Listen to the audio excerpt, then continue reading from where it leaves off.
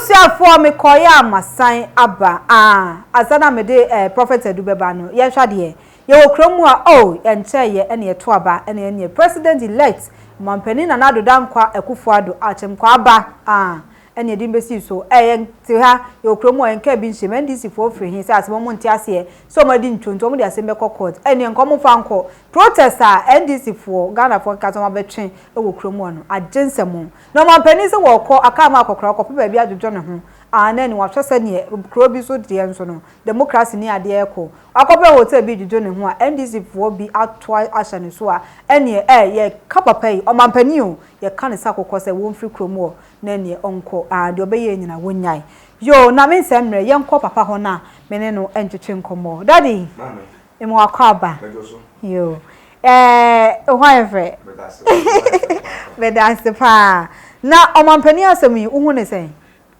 yo mama fanchi akase ma sirika fo ne akirifo yo na menchia ni ankasa me ni aba akoso amosoma one nkora ni nyama afishiapa na menchia ni grace abeshia safo mani nyina so no afishiapa ma be mama nkora asem no so ya ese ye nuanum Ghana fo no binom ya ma se wa kosuku yanso efie nya saka kakra yenti ameka na se abato a yeto ye no maame se obi kan se awie mu a efan ni awie awo what you see because me protest am tunu se NDC for US air twin me hu ne ti me hu no kon me hu ne nan so na se de omu ye nyina ne se omu nyi ntumu se Nana-Addo ye president maame correct UK se UK na moti no aba yeto ye no over say Ghana radio station na NDC TV station na NDC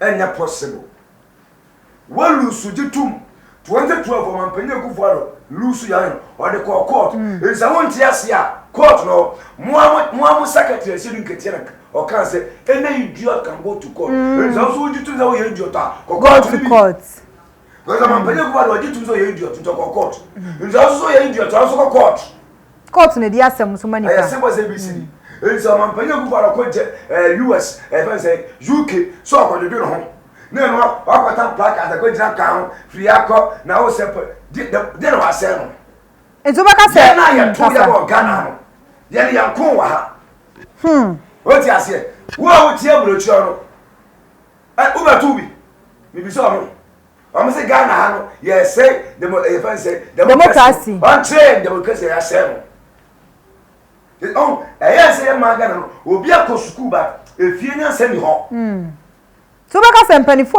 NDC muana omudi juma no abochi won wana isi wonu so kokot woti ase me ejenze enen three days MP mua electoral commission MP mua na o so kodi juma bayin me de krata kuma oba no na enu honum guase MP edi esu shegu so enya ni wo ana asefem si akosuku ba school nyansa no yemfa fie de ka ja to baby ti obaka se Jomahama yewura Jomahama ni hu wasem imu maame wo na wo yepe de am kan se wo kofie o kopo ohene no wa nya ohene na akoto ochia mo ho na ochia mi di watema e se de ohene di watem ba ja se e wo na wo yepe no because 2018 na papa ne se wo kasa ye wini a wanyu ntum mama ye proke tuma yam di yam to ama what you say they say who try say who na what you can be catch the say democracy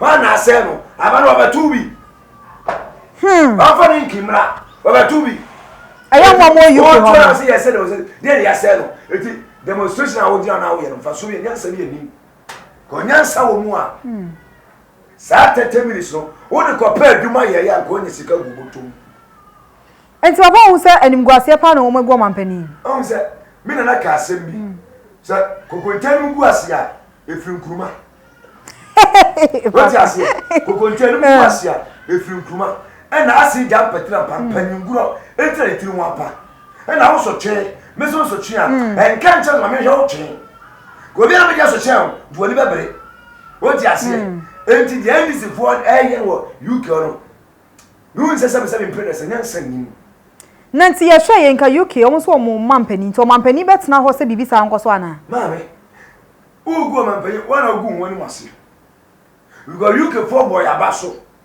sa aba to e kama because aba BBC for be be fa bi example ka 1 2 3 never do 100 and so see awia wodi a na police station ejata no ko no so mfaso ne dey okodae ana ko tina de say the TV4 cra project nyina no be so mo chese no kra bi ani mami enta me ka cho se sa protest na mo twi UK no mfaso bi ani so ayo o man pay no ngudu ma se kasa o ti ase because mami ewia so ho de bia ka se ka obi bi na bobonu ya nka ba to akuma no adwuma re owu adwuma anya wo nua de o se enye aye me bi de o se enye bata ye wo nua de ka bobo se edi so no wi na ko me de wo yi wo na wo se nka yam pa kunya no ye de wo kire wo me se oh duru bra wo se ye man Ghana ha no ye ma mara ye adwuma semra anya adwuma okron to bia ye ne ope ma me ane Ghana no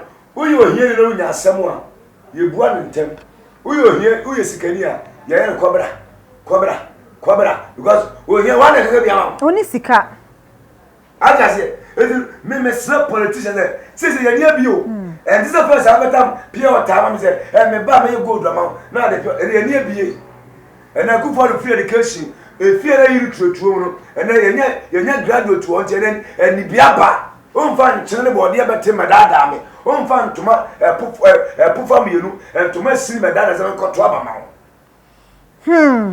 enti papa yan hwade o mampani o wokro ni so obeka senhwe so de bi o wa se anase asotwe bi o se de mamamfo mo yesa wokro so ma me dia on se freedom of speech na ho nipa no o so onko adwuma ana ogina ho demonstration ti mani nyina ho onu agina wa na obera we kofi akoda se na ka se obi amopa mo se mopa ba da se ti onu akogina wa obekọ we dia mu ye no emfa ma ha mama ye wie me senka ba we yesa koto seka ge ba tu atia no mo yesa to bie wa tese mama on sama ge ba tu atia no mo ena watutu asem a wo ye nti mama hwe ya na ya na market ya to be o da se when I chom nyanya this one I chom ya shi market ya say bi o suwa bi to ade nti wo kwashe se wa ma wuti ade adwuma in the name of politics yes send up ade ye destroy no ma na wo say ni wi a na wo man pani ni ba nye sense ka no akọ be school ni bi ohie ni bi mobro ni bi o de be ekwana ma o de be nsuo o de be ma light no sense one from sisi Matias papa etu me messe Ghana for UK say mo ma politics ndi o mutirim se me no ni afan na se o ye betamfo kono ko siesie ho na bra ototo akwan yi a betima di nkuni nanka ye hwe krampo no Ghana ni anka wo no wo UK o mampani aba den kra na wo se wo ye wo je ne fel so o mo se maame ma ka se politics no ya na fa no world cup o mo se politics e league e san so ye game politics e na world cup e league o betima lusu entem bia what I say o mo se yo se dia eniwani e be wo no yetu ase ye ntwa so no the time omo abamu 2012 esi edu nkechasi any idiot can go to court Satan of power and say idiot na eduru so ntoro so nkoy enne sa idiot no eduru ne so enti no ono so onko papa na yenhwe ensem bi aba beto ye nan so na sem no e wo se edikan na editie mama nkancho na onso wo bibia be ya fa ho na waye ababa wa bi o social media Zandi Camel eno ye program bi a te say ye di ni din be mu ni ade na te say hu story no ene ye program ababa wa hu story no te say wo se onne we asem ne ntesa ene ye de to ne so nti wabo ye dua enso wo sa frey wa frey dwuma mu ya checho bibia mu say asem ne yi video ni kra fo se enyin fo ye ye fro ge yi nam he nam social media no nam no wo say ye no ka nsem ebo ye dua ne ade mame nkasemwe Bible kasembi basi eduabo a eni nyinaso no enye dwuma na me masemi ni abanse ewiase esene katrema omoku enso mo ne siesie sa asem ni si ye no ofre ebuo ni dia so no dia ma to mo ayi Africa ke se ke konda man enamfo bi anuanom bi enye ni yodio wa we ya na asema wokum no na ebia make say na yampa ana se bia nyampa ko social media dia story e be no bi ne bi fa bi wa kan ho asem enna mo media fo ye mo wa dia se nso obi aka ho asem na bia wa anya wo de nipa na wa frɛ no nipa na fra pa wo chi wa wi a nka me nu se nka ya asema se nka otwa so but eduabo ba mu na nye because video no ma he the we are all kasano no we your bad time kasa sawo ko babo kasiri osi esense wudo duabo nti abawo so pensilenti woni nsilenta mo kwantwi so se video me hey se eyampa se so Facebook nsema no kase be me bia firifie papa ka ese ayemliku no se eyampa se be me asa o kan social media no eyampa se ono na bra wo mu se no de kan dia eduabo no benya no ono ne benya no papa to se duabo no boy no wo de afra ye nyina de be se ya na mesra Ghana fo sa social media na muri di agro no aho mo show sunsum ye di asem eti munya careful sunsum ye di asem mesre mi ni abanse mo oma won we bedi wakoma achi na o be wi achi de wonu we ni penko ni pa na betia wona so enipa na be ka wasem enso obi kan wan kan yi a chopa na de be ma enu se ye ni pa na tamfo fa ni pa nse wunua ene na nante aja se enti mesre mi ni aba no ewiase social media adwuma na mo ye no sa na ekoso edi se bra bo dibe se onka obi a ho asem da papa na oka o se ewiase on yesi usi duamu mokokuo wo na bebu abo ti mesese mun onye careful adwuma ye nipa ho adwuma ana ye ba fumu edi ya fumu ne ya pa o chewa jetum sa na tie what you say na to understand say who bodua na okay can sem me dumi we one way I won na be say o generation papa ni ono so na enko because me yana me mpesa no me be fi obi enu maba yana me mpesa say the moment I no me ne ba wo ye sunsum nipa ye di asem was spiritual ensi ya chakisa wo so aka obi ho asem pen na asem na wo kan no okay for say dey mo kan story ari betu wo say afisa say no wani jiem ene de tese onya broken heart akuma ele ya no eba akuma be ele ya no ene ba ne sen de nti na okasa na dwuma bi na asai ne die na asi what you say the social media story are beto wo no yesi asem na na etwa bi asem na ene etwa bi kasa what you say eturuma sim ni aba nse onya abotre social media na wo no ye nyina na ye ka obi asem bi obi a kire na dwe but sa anya wo da eye chopa okay ni para jatu wa yi video ye ne wa kasa kra ma ye video no afri ho odo kwan so mama mesre mi ni aba nse oyo batan on sha no so o di ase ana me di mi kuro ma ka ti nsuo mama nsuo ho ma ti e di asem on sha no so ebi na wo kan na wo ti nya den ade ehunu no so wo no bi ya ade na wo ti nya den na ni pa na chi ade ha obetima ma big problem di mesre mi ni aba nse ye ti ade na so ya pepa o ma ni siwa yo omano ensiwa papa ye di sino ne krakra yo mama afutu ara na ye ni am Ghana fo okay so we politics wo social media mo ma ya nya ade a be se nya me ni mo okay wo ye nipa me ye nipa me tia wo na so a eye me nua no amfa me ho tan ense me ade ase enipa ne be ka nipa ho asem nti ye ba se nya abotre na me ye hunu sa politics na ye no eye game sa anya adwo a eyama ane kodwo a eyaw ni mfa nyina ye mfa ne onuado ye entna Ghana ye dina ye mfa onuado entna Ghana onuado wo ma aya na eye apostle wadu eneneme ne no echeche nkomo papa na ye di sino pastor for o number to dwa yo me number 0241898670 yo ena ye di sino so ensem bia be ka cha ahwefo o wia no abompaye aman pronye yo asem ba ko pen na ka cha syndicates ahwefo na say no mas afiri nyina mu onyame ahye nyina ye kra so ama ye ho amahyem emu akukuru hwi ase emu yade onyame amaye na yampembo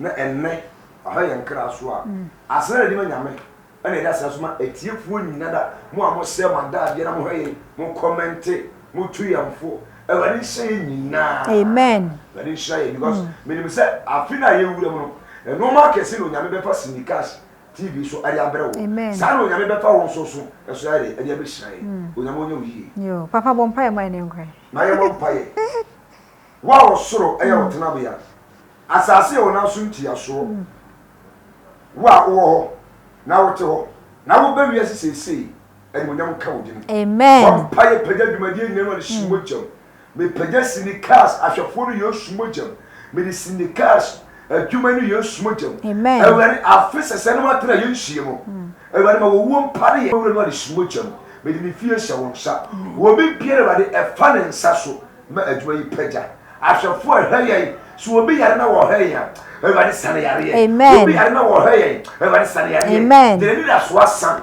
impo Christmas di obedi ho aye den ewari ma ne nsan ka di obedi fa se de sina fuma na sa afese se ebe tu ye mbiem na ye tiase a na onyame ye wu ya ye no ye no na ase be ma e onyame ye ja oba na konkuru di mu amen amen papa ma ye nsira nyame nsira opa abusiafo ha na edi dwumadi ni nyina ebesi ai eye prophet edunene mene no etwetwe nkomo kaso share na subscribe na like na comment dwumadi a etwagu abibiara ye pro sponsors Gisam Company Limited Bakata papa dia obekọ Gisam na ne bronya yi wakopeka tai papa e de gu kanu ase na occasion bi e de wanim no odi akọ afi diaper hub gin echi so mo frade abofra hia bi abowura ho na kwaje ne nyina bi ma ne bronya na omfa ne ho tete chefo giver Unisex Saloon so makacho so onye wura ho na anwanye fede a ene ai se e cost na ene ahofe no ukope bi sa just here pub so wo